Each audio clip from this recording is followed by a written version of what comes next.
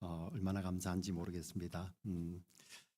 참 우리 공동체 예배가 그죠? 어린 자녀들부터 우리 작년에 노년에 이르기까지 오늘 유스도 예배 같이 드리고요. 또 태중에 있는 아기도 같이 지금 예배를 드리고 있습니다. 태명이 뭐라고 했죠? 예, 새싹입니다. 스프라웃. 예, 새싹이도 지금 하나님께 예배를 드리고 있습니다. 우리 산모 우리 이걸 뭐라고 하죠? 제가 자꾸만 요즘 단어가 잘 생각이 안 나는데요. 어머님 뱃속에서 아이가 영역이 강건하게 자랄 수 있도록 같이 기도하겠습니다. 제가 질문으로 한번 시작하겠습니다. 여러분들에게 만약에 2, 3일만 이제 살아갈 시간이 남았다면 여러분들은 뭐 제일 해보고 싶으세요? 우리 여기 한번 물어볼게요. 소빈자매는 내가 살 날이 2, 3일밖에 안 남아서 그럼 뭐 하고 싶으세요?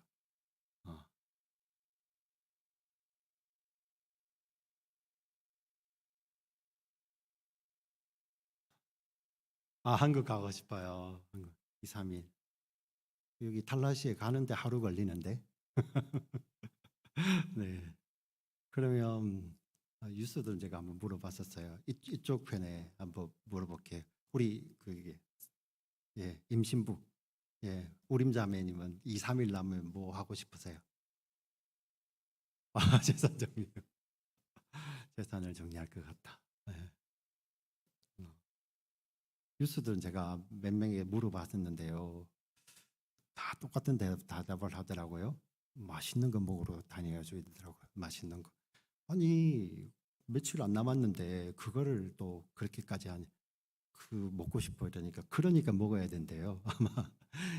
아마 우선순위가 나오는 것 같습니다. 뭔지 지금 물론 더 진지하게 고민하면 또 지금 제가 갑자기 물어보니까 이렇게 답하셨겠지만 진지하게 고민한다면 또 다른 것들이 생각이 나겠죠, 그죠? 네, 그만큼 중요한 거 아니겠습니까? 며칠 남지 않는 삶 속에서 무언가를 한다면 어떤 의미를 부여하겠죠, 그죠? 평소와 다른 어떤 의미를 부여하는 그러한 사건일 텐데 오늘 우리가 읽었던 본문 이 마가복음 12장 말부터 13장까지가 하루에 일어나는 일입니다. 그리고 14장이 시작할 때 이틀 뒤에 유월절 즉 무교절이라는 명절이 이른다라고 이야기를 합니다.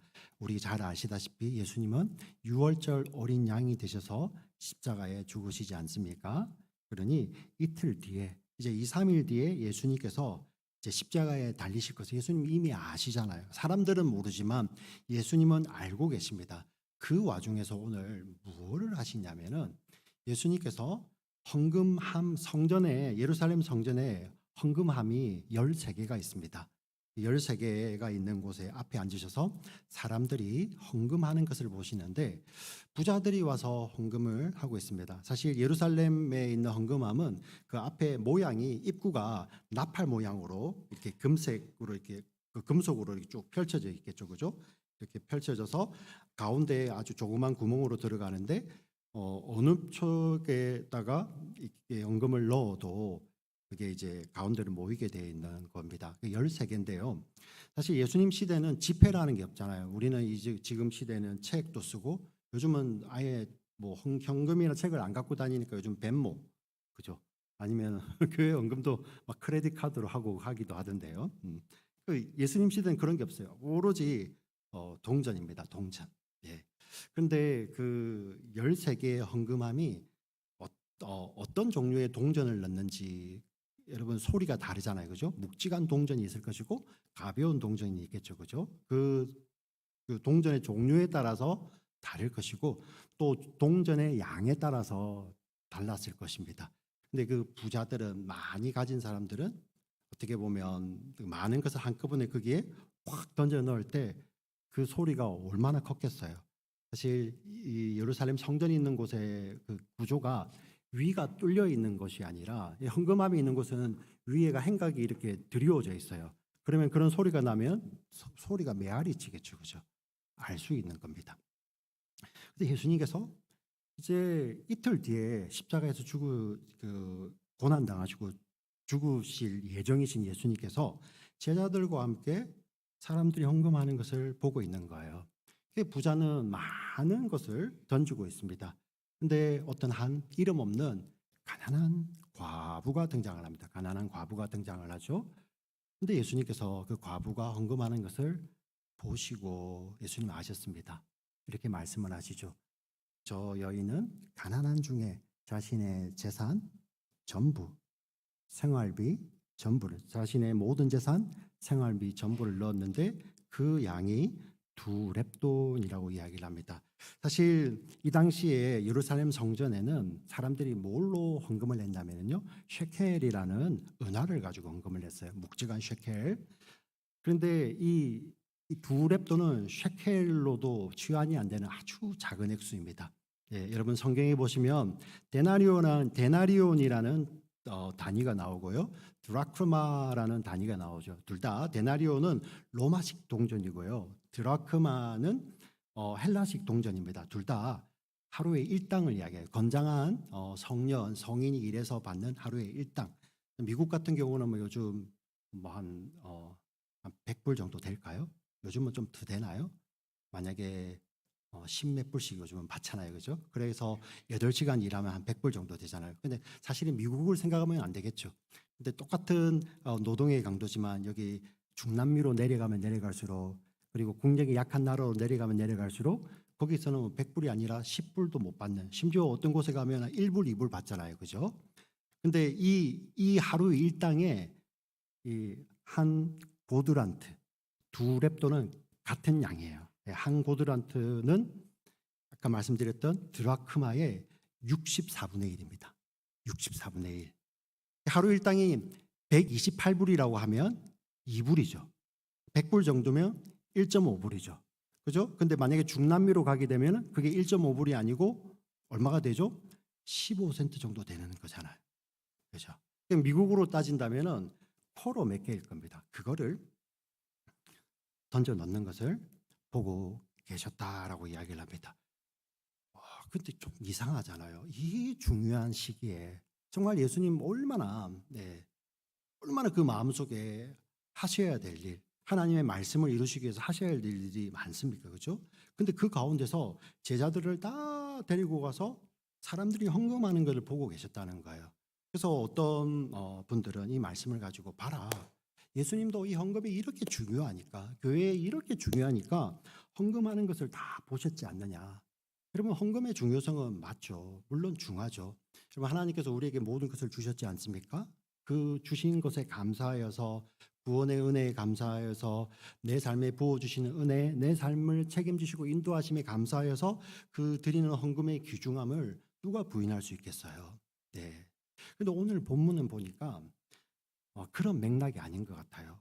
만약에 헌금을 위해서 예수님이 헌금을 귀중하게 보셨다라고 말씀을 할 것 같으면 다른 본문을 가지고 설교를 해야 될 것 같습니다. 그런데 오늘 이 본문은 성경 저자가 의도를 가지고 어떤 한 구조를 통해서 우리에게 말씀하고 싶은 게 있어요. 여러분, 마태, 마가, 누가복음은 공관복음이라고 하죠. 어떤 비슷한 관점에서 성경을 기록했는데, 여러분 잘 읽어보시면 비슷한 사건인데요, 성경에서 보면 그 사건의 순서가 마태복음, 마가복음, 누가복음 다 달라요. 예. 왜냐하면 마태, 마가, 누가복음은 시간을 따라서 큰 맥락에서 예수님의 탄생부터 예수님의 십자가 죽음 부활까지 시간 순서대로 흘러가기는 하지만 그 시간 가운데서 이거는 딱 전어를 기록하듯이 몇 월 며칠 몇 시에 이렇게 기록하는 것이 아니라 예수님께서 행하신 이 사건을 통해서 그 복음서의 제자들이 이 예수님이 어떤 분이신지를 보여주시기 위해서 그 순서는 이게 앞뒤를 조절할 수가 있어요. 예. 그래서 어떤 본문에 가면 이게 앞에 있었는데 앞에 있던 것이 뒤로 오는 거죠. 네. 이상한 게 아니에요. 그 당시 이 복음서를 기록했던 전기문학의 기법이 그런 거예요. 그렇게 해서 어떤 맥락에서 어떤 메시지를 담고 있는지를 보여주기 위해서인데, 이 마가복음 본문과 정확한 병행 본문이 누가복음인데요. 여러분, 마가복음과 누가복음을 읽어보시면 순서가 많이 다릅니다. 예. 어떤 거는 앞에 있는데 어떤 순서는 한참 뒤에 있고 이러거든요. 근데 이 본문만 앞뒤 전후가 순서가 똑같아요. 마가복음, 누가복음 21장 똑같습니다. 뭘 이야기합니까? 바로 복음서 마가복음의 저자와 누가복음의 저자가 같이 보고 있는 거예요. 어떤 한 메시지를 이야기하고 있습니다. 맥락에서요. 한번 볼까요? 오늘 우리가 읽었던 본문 앞에 바로 앞에 어떤 일이 있었는지 마가복음 12장 39절 40절 같이 한번 크게 한번 읽어보겠습니다. 우리 유수들도 크게 읽을게요. 시작.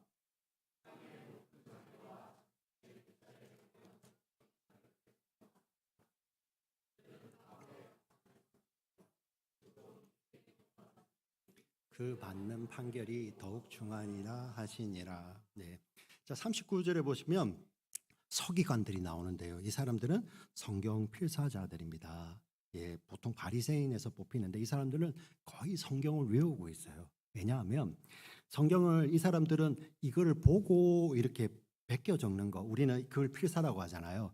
이 당시 서기관들은 그런 게 필사가 아니에요. 어떤 건지 아십니까?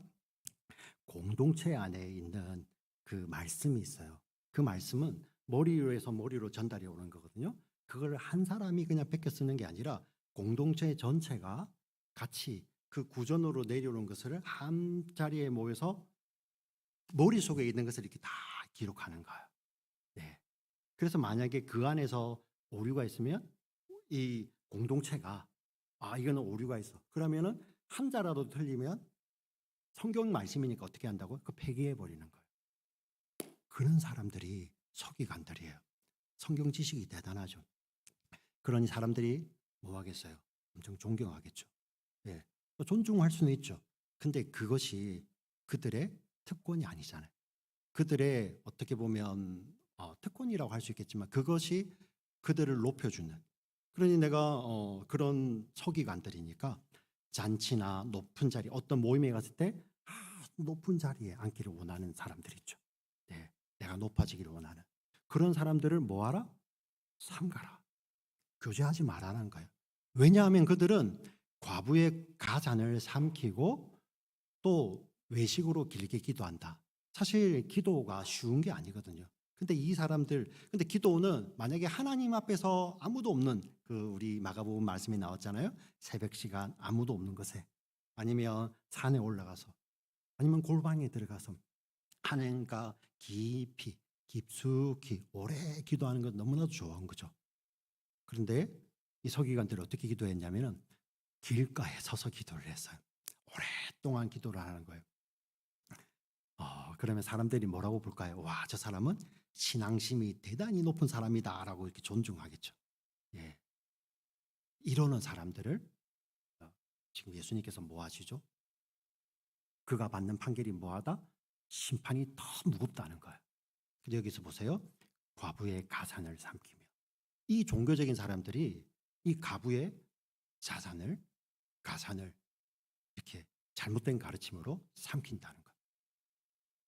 자, 그리고 바로 이어지는 것이 41절에 가난한 과부가 와서 하나님께 나와 하나님께 감사함으로 하나님께 예물을 드리죠. 그가 어떤 감사를 드렸는지 우리는 알 수가 없죠. 무엇이 그렇게 감사했는지 자신의 전부를 드리는 거. 사람은 모르는데 예수님은 딱 아시죠. 저 여인은 가난한 중에 자신의 재산 전부, 전 재산을 생활비 전부를 넣었다라고 예수님 말씀해 주시죠. 자, 그리고 바로 이어지는 것이 44절로 마가복음 끝나는데요. 13장 1절 2절로 연결이 됩니다. 13장 1절 2절 같이 읽겠습니다. 시작.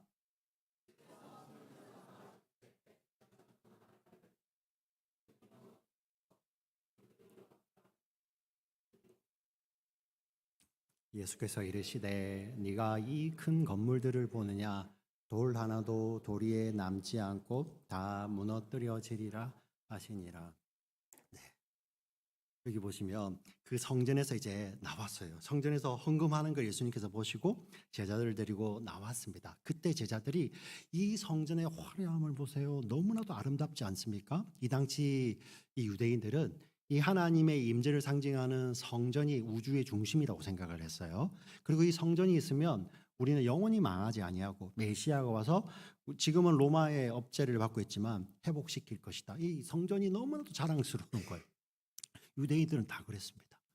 근데 예수님 하시는 말씀이 이 큰 건물을 보느냐 돌 위에 돌 하나도 남기지 아니하고 어떻게 된다? 다 무너진다라고 이야기를 합니다. 심판을 선포하시죠. 심판. 여러분 한번 잘 보세요. 이 구조가 누가복음도 똑같아요. 예수님께서 가르치시는 것이 그 종교인들, 사람들에게 대접받기를 좋아하고 과부의 그 가난한 자들의 가산을 삼키고 사람들에게 보이기 위해서 인정받고 존경받기 위해서 길게 오래오래 길가에 서서 기도하는 그 사람들을 주의하라, 삼가라, 교제하지 마라. 왜냐하면 그들 하는 대로 그렇게 살면은 심판이 더 중한 심판이 기다리고 있다라고 예수님 말씀을 하시죠. 그리고 그 뒤에는 무엇입니까? 이 성전에 대해서 예수님께서 심판을 명하십니다. 예. 종교인들의 탐욕 그리고 성전 왜 그러냐면 앞에 성전 이야기가 이미 11장 12장에 나왔었거든요. 거기서 예수님께서 경고하시잖아요. 이 탐욕스러운 성전이 반드시 망할 것이다 라고 심판을 명하시는 그 사건 한가운데 예수님께서 어떤 한 여인의 삶을 보십니다. 근데 그 여인의 내면을 보시고 그 삶이 전부를 드렸다라고 이야기를 하고 있어요. 마가복음을 잘 보시면 더 신기한 게 예수님께서 십자가에 달리시기 위해서 예루살렘 입성을 하세요. 그것을 우리는 기념하여서 종려주일이라고 하죠. 여러분 잘 아시죠? 다음 주. 예. 그 종려주일 다음에 그 뒤에 예수님께서 십자가에 달리시기 전에 예수님께서 특별히 보셨다라는 게 나와 있어요. 의도를 가지고 보신 것을 기록하고 있는데 예수님 보신 것이 뭘 보셨냐면은 예수님께서 종려주일에 예루살렘 입성하셔서 그날 그 오후 저녁에 들어가셔서 뭘 보셨냐 하면은 성전을 둘러보셨다라고 이야기를 해요. 성전을 보셨다고 이야기를 합니다. 그리고 그 다음 날 아침에 다시 예수님께서 예루살렘 성전을 향해 가시다가 뭘 보시냐면 저 멀리서 무화과 나무를 보시는데 잎사귀는 무성한데 가까이 가서 보시니 열매가 없는 무화과 나무를 보셨다라고 이야기를 해요. 네. 두 가지를 보셨죠. 그죠? 성전을 보시고 무화과 나무를 보셨어요. 근데 둘 다 뭐 하셨습니까? 예수님께서 저희 딸인데요. 제가 보기 싫은지 네. 뭐 하셨냐면 저주하셨어요. 둘 다. 성전도 저주하셨죠. 무화과 나무도 저주하셨죠.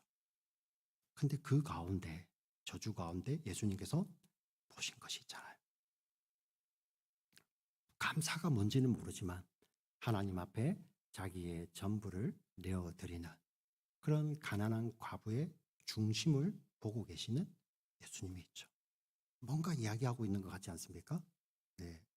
도대체 이 이야기가 뭘까?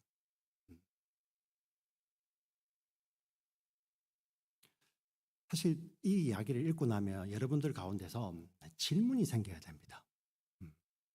다 좋아. 예수님 그 보신 거 좋아. 근데 왜 예수님 그 가난한 과부를 그냥 그대로 두셨을까요? 여러분 좀 궁금하지 않으세요?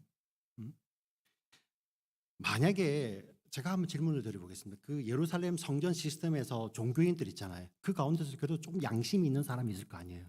근데 그 사람이 만일 이 여인이 자기의 전 재산을 아주 작은 두 렙돈이지만 전 재산인 것을 드린 것을 알았을 때 그 종교인들 가운데서 내가 가서 도와줘야지 하는 마음이 생긴 사람들 그래도 한 몇 명은 있지 않았을까요? 알았으면 했겠죠. 근데 그런 거 없어요. 모르니까. 근데 유일하게 아신 분이 계셨죠. 누구입니까? 예수님. 예수님 아시는데 예수님 아무 일도 안 하세요. 아니 우리가 예수님이라면 자 가서 그 예수님 우리 성경을 읽어보면 예수님께서 가시는데 그곳에도 헌금을 드리는데요. 그것을 가지고 예수님도 구제하셨던 것 같아요. 그거를 잘 보여주는 것이 어떤 여인이 예수님을 향해서 아주 귀한 향유 옥합을 깨뜨려서 부었을 때 그 가룟 유다가 그 여인을 향해서 정죄하잖아요. 저 아까운 것을 300데나리온에 팔아서 우리가 가난한 자를 구할 수 있었는데 예수님 왜 저거 안 막으시지? 하는데 다른 사람들이 그 가룟 유다의 말을 의심을 안 해요. 왜? 가룟 유다가 회개이기 때문에 우리가 구제할 수 있는 헌금, 구제금인데 왜 저렇게 하지? 사람들이 그렇게 생각했다는 거예요. 예수님 그렇게 하셨다는 거예요. 네. 근데 예수님 가만히 계십니다. 구제물을 가져다 주는 말도 없어요. 그리고 예수님 어떤 분이십니까? 기적을 일으키셔서 도와주실 수 있잖아요. 구약에 보면 그런 인물들도 있거든요. 엘리야나 엘리사 같은 경우는 그렇게 하셨어요. 근데 왜 예수님 그렇게 안 하셨을까요? 특별히 우리 마태복음 17장에 보면 이런 사건이 있어요. 자, 우리 유대인 남자들은 세금을 바쳐야 됩니다. 근데 세금 묻는 사람이 와가지고 왜 예수님과 당신 제자들은 세금 안 내냐 이렇게 이야기할 때 예수님 물어보세요. 주인이 자기 건데 세금 바치는 주인이 있냐? 없다고 이야기를 합니다. 자, 그런데도 예수님께서 다른 사람들이 혹시 이거 일 때문에 시험 들까봐 실족할까봐 내가 세금 내겠다. 근데 그 세금 내는 방법이 마태복음 17장 27절에 이렇게 나와 있습니다. 같이 한번 읽어보겠습니다. 같이 읽습니다. 시작.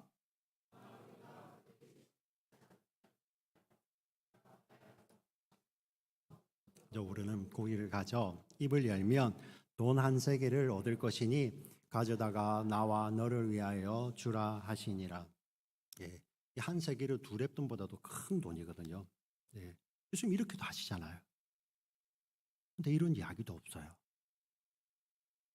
그냥 넘어갑니다. 도대체 왜 이걸 이렇게 기록해 놓았을까요? 무엇을 보셨을까요? 예수님 그 여인의 삶의 중심을 보셨는데 그가 예수님 보신 것은 무엇일까요? 자, 오늘 우리 성경을 보면 다시 44절 띄워주시겠어요? 마가복음 12장 44절. 가난한 중에서 자기의 모든 소유 곧 생활비 전부. 자, 모든 전부 강조하죠. 이 모든 파스라는 것은 all이라는 뜻이에요. all 전부. 그리고 뒤에 생활비 전부는 even all이에요. 더 강조하는 겁니다. 홀로온이라는 것은 전부인데 앞에 이 생활비라고 번역되어 있는데 마가복음에서 딱 한 번 쓰입니다. 비오스라는 헬라어 단어를 쓰는데 이 비오스는 보통 이렇게 번역을 합니다. 생활, 생명, 삶이라고 번역을 해요. 여기서만 생활비라고 번역을 했죠. 근데 예수님 말씀하신 그 헬라어를 그냥 평소의 문법 그대로 설명을 하면 그의 삶 전부를 넣었다라고 이야기를 하세요. 작은 액수를 드리는 것이지만 예수님은 그 여인의 삶을 보시면서 그의 삶 전체를 하나님께 드렸다라고 이야기를 합니다. 이게 왜 중요할까요? 이 여인의 삶은 무엇을 나타내냐면은 바로 예수님의 삶을 그대로 보여주는 거예요. 예, 가난한 중에 보이시는데 전부를 드리는데 예수님은 어떤 분이시죠? 우주의 창조자 아니십니까? 예, 하나님 나라를 하늘 나라를 다스리시는 하늘의 왕이시며 모든 부요함의 근원 되시는 하나님이시며 하나님의 아들이세요. 근데 그분이 이 땅에 오셨습니다. 그리고 이틀 뒤에 예수님께서 십자가에 죽으시는데 예수님 어떻게 아십니까? 성경이 기록하고 있죠. 예수님이 입고 있던 겉옷을 사람들이 나눠 가집니다. 그리고 뭐까지도요? 속옷까지도요. 다 나눠. 예수님 몸에 하나도 없어요. 실오라기 하나도 없습니다. 언제 벌거벗겨져서 가장 가난한 모습이죠. 근데 예수님께 몸에는 뭐만 있었습니까? 성경이 나와 있죠. 머리에는 가시면류관, 가시관, 손과 발에는 굵은 대모, 옆구리에는 그 굵은 창이 지나간 창자국, 그리고 온몸에는 로마 군인의 채찍에 맞아서 벌어진 채찍 자국만 남아있죠. 예수님 몸에는 그것밖에 안 남아있는 거예요. 그런 가운데서 예수님 뭐하고 계십니까? 그 가난한 가운데 자기의 전부를 드리고 있죠. 쏟아붓고 있죠. 전부가 무엇입니까? 하나님이신 그 예수님이 그 신적인 생명을 우리를 위해서 다 쏟아붓고 계시는 거예요. 그 온전한 순종을 통해서 아버지 하나님을 향한 그 온전한 사랑을 우리 예수님은 보여주셨죠. 그리고 그 온전한 순종, 그 희생을 통해서 이 자리에 계신 한 사람 한 사람을 향한 그런 당신의 완전한 사랑을 보여주셨죠. 예. 가장 부유하신 분이지만 가장 가난한 모습은 아무것도 없는 가운데 그 몸에 남아있는 것들은 이사야서 53장에 나와 있는 그것들이잖아요. 그가 찔림은 우리의 허물을 인함이요 그가 상함은 우리의 죄악을 인함이라. 그가 채찍에 맞음으로 우리가 평화를 누리고. 제가 하나 빠먹었어요. 그가 채찍에 맞음으로 나음을 얻었도다. 예. 그가 징계를 받음으로 우리가 평화를 누리고 그가 채찍에 맞음으로 우리가 나음을 얻었도다. 그 이사야 53장에 나와 있던 채찍, 상함, 그 모든 것들이 예수님 몸에 그대로 있는 거예요. 예. 그러시면서 예수님 뭐 하십니까? 자기의 전부를 쏟아드리고 있죠. 예수님께서 보셨던 것은 그 여인의 헌신을 통해서 자신의 전부를 주시는 그 예수님 자신을 거기서 보고 계시는 거죠. 이게 왜 중요하냐면 우리는 이 삶을 성공이라고 하면은 어떻게 이야기를 합니까? 아마 좀 넉넉하게 성공해서 헌금도 많이 하고 다른 사람들을 많이 돕기도 하고 이거 너무나도 좋은 삶이죠. 예. 우리 하나님께서 허락하신 것들을 가지고 나누고 사는 삶들 너무나도 좋은 삶입니다. 근데 예수님께서 말씀하시는 진정한 성공은 그런 양적인 것보다도 예수님께서 보시는 건 무엇입니까? 오늘 본문이 이야기하잖아요. 성공은 뭐냐면은 우리의 삶이 예수님과 똑 닮은 거예요. 예수님과 똑 닮은 것. 자신의 전부를 드리는 그 여인의 삶이 바로 예수 그리스도를 그대로 보여주는 삶이죠.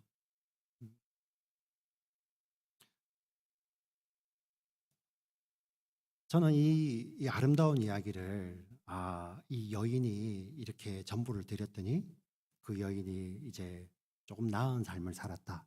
이런 영웅적인 이야기로 오염시키기를 원하지 않습니다. 사실 이 당시 시대에 가난한 과부가 그 가난을 멸할 길은 거의 없어요. 정말 없습니다. 네. 그래서 아마 그 여인은 여전히 가난하게 살았을 것입니다. 제가 확신합니다. 근데 더 확신한 것은 이겁니다. 그 예수님을 닮은 그 여인은 이제는 더 이상 가난도 없고 근심과 고통도 없는 영원한 하나님 나라에서 그가 그토록 사랑했던 하나님과 그리고 그 가난한 과부를 구원하시기 위해서 이 땅에 오셔서 우리를 신부라 부르시고 내가 너의 진정한 신랑이야 하시는 예수님과 함께 영원한 어린 양의 혼인잔치에 참여하고 있죠. 영원한 곳에서. 제가 확신합니다. 또 한 가지 확신하는 것은 무엇일까요? 네, 여기에 나와 있는 이런 탐욕에 가득 차 있는 이 종교 지도자들 있잖아요. 그들이 만약에 회개함 없고 그들이 예수님 안에서 돌이킴이 없다면 그들은 이 탐욕으로 말미암아 하나님은 없는 하나님의 진노의 심판만 있는 우리의 구원주 예수님이 없는 그런 영원한 영벌의 곳에서 지금도 영원히 고통당하고 있을 거예요. 네, 제가 확신합니다. 확신합니다. 오늘 이 말씀을 통해서 우리에게 주시는 메시지는 무엇입니까? 네. 예수님은 이 보신 것을 통해서 성공의 기준을 바꾸어 놓죠. 네. 진정한 부의 기준을 바꾸어 놓습니다. 많이 가지고 많이 저축하고 그런 것이 성공의 기준이 아니라 사실 예수님의 비유 가운데서도 어떤 사람은 5달란트 받고 어떤 사람은 2달란트 받고 어떤 사람은 1달란트 받아요. 다 다릅니다. 그런데 그 삶이 예수님을 또 닮아 있을 때 그 삶으로 살아내는 것들, 드려지는 것들, 하나님을 위해, 하나님 나라를 위해, 하나님의 영광을 위해서, 또 주의 몸된 교회를 위해서, 또 하나님께서 우리에게 허락되어진 그 이웃들을 위해서 우리의 삶이 움직이는 그 모습을 예수님은 기뻐하시고 그 삶이 진정한 성도의 삶이라고 이야기를 하는 것이죠. 오늘 이렇게 이 말씀을 통해 이렇게 기도해야 되지 않겠습니까? 하나님, 제가 진짜 예수님께서 보셨던 참된 헌신, 그것은 바로 우리를 위해서 자기의 전부를 십자가에서 내어주신 예수님의 삶을 그대로 예표하는 거잖아요. 그 은혜를 내가 누리기를 원합니다. 그리고 이제는 내가 그 예수님으로 말미암아 저의 삶이 예수님을 똑 닮은 삶이 되기를 원합니다. 그리하여 저의 삶의 모든 우선순위가 삶이 이제는 나를 위해서가 아니라 나만을 위해서, 이게 탐욕 아닐까요? 요즘 이 시대가 이 예루살렘 이 2000년 전보다도 여러분 저는 더 탐욕스러운 것 같아요. 개개인이요. 네.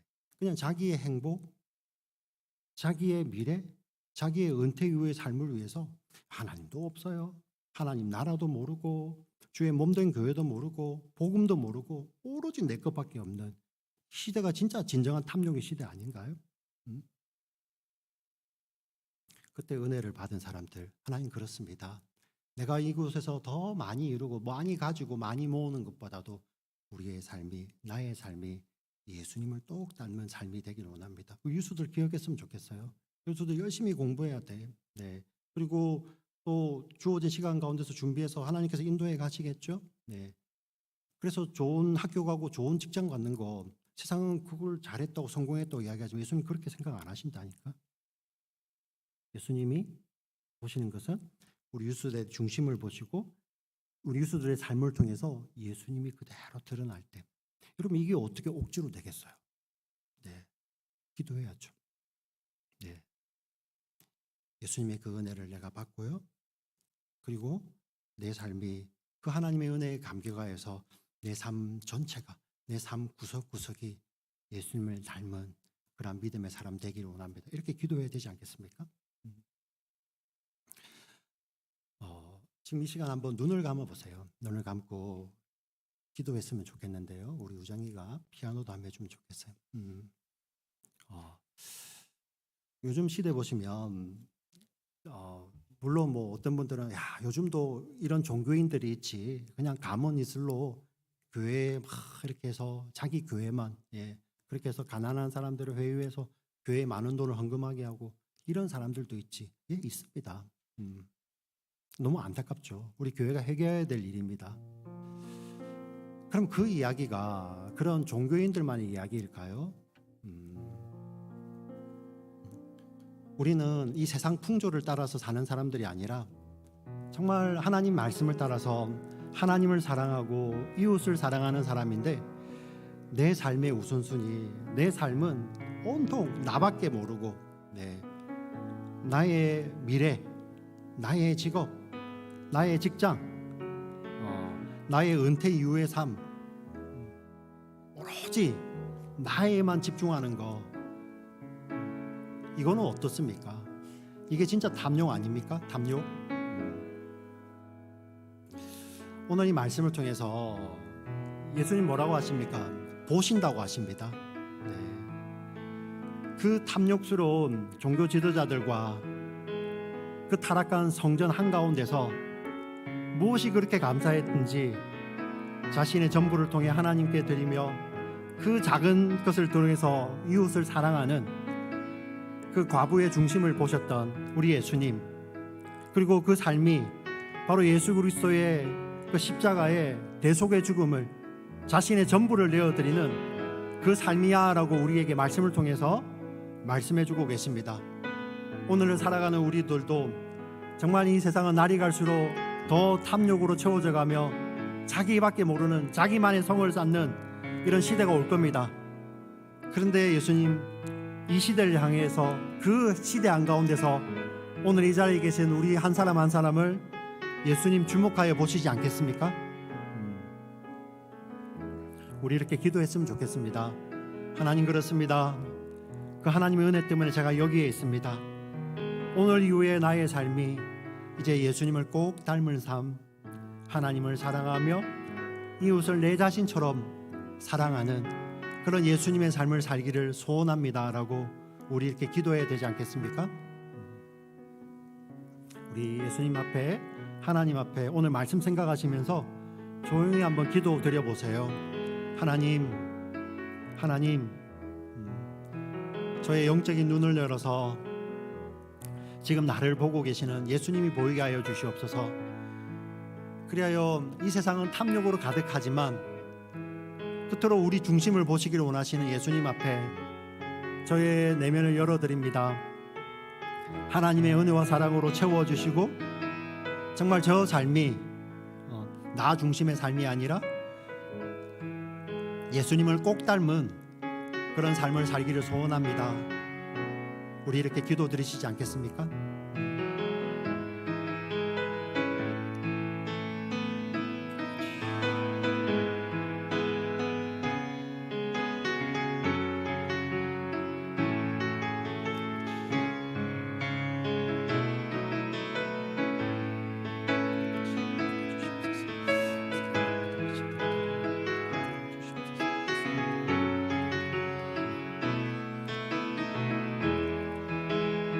기도하겠습니다. 하나님, 오늘 주신 말씀을 저희들 마음에 새기기를 원합니다. 세상은 더 탐욕으로 가득한 세상이 될 겁니다. 편리를 빙자하여서 세상의 기준으로는 그게 옳을 수도 있습니다. 그러나 우리 예수님 보셨을 때는 정말 종교 지도자들 바라보듯이 탐욕에 가득 종교 지도자들, 탐욕으로 가득 찬 예루살렘 성전을 바라보듯이 이 세상을 바라보고 계실 것입니다. 근데 그 한가운데 있지만 그 새 속에 물들지 않고 우리의 마음이, 중심이 지켜져서 자신을 전부를 드리셨던 예수님을 꼭 닮은 우리의 중심이 되기를 원합니다. 예수님 채워주시고 오늘 말씀을 통해서 예수님의 은혜와 사랑을 다시 한번 깨닫고 나의 삶이 그렇게 변화되기를 소원하는 우리 모두가 되게 하여 주시옵소서. 주 예수 그리스도의 이름으로 기도드립니다. 아멘.